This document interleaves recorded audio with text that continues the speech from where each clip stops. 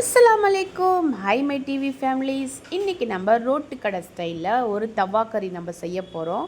இது எப்போவுமே பீஃபில் செய்வாங்க, நம்ம மட்டனில் செய்யலாம். அதுவும் நான் கீமா மாதிரி கொஞ்சம் சின்ன சின்ன பீஸாக நான் செஞ்சு வாங்கியிருக்கேன். நீங்கள் பெரிய பீஸாகவும் செய்யலாம்.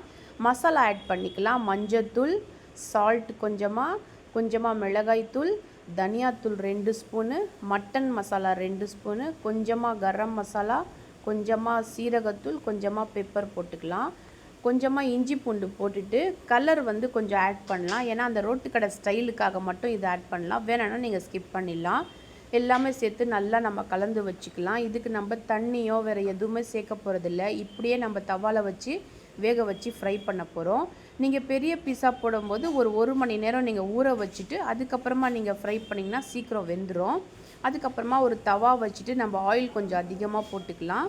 நம்ம கலந்து வச்ச இந்த மசாலா கறியை இந்த ஆயிலில் போட்டு நல்லா சிம்மில் வச்சு நம்ம நல்லா இப்போ ஃப்ரை பண்ணி நம்ம எடுக்க போகிறோம் ஃப்ரெண்ட்ஸ். நல்லா பரப்பி விட்டுட்டு நம்ம க்ளோஸ் பண்ணி வச்சிடலாம். 5 மினிட்ஸ் கழித்து ஓப்பன் பண்ணோன்னா அந்த கறியிலே தண்ணி வெளியில் வந்திருக்கும்.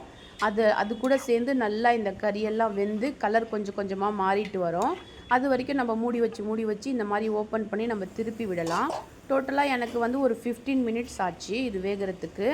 நீங்கள் கொஞ்சம் பெரிய பீஸா போடும்போது 30 மினிட்ஸ்லேருந்து 40 மினிட்ஸ் வரைக்கும் உங்களுக்கு ஆகும். எல்லாம் சிம்மில் வச்சு தான் பண்ணணும்.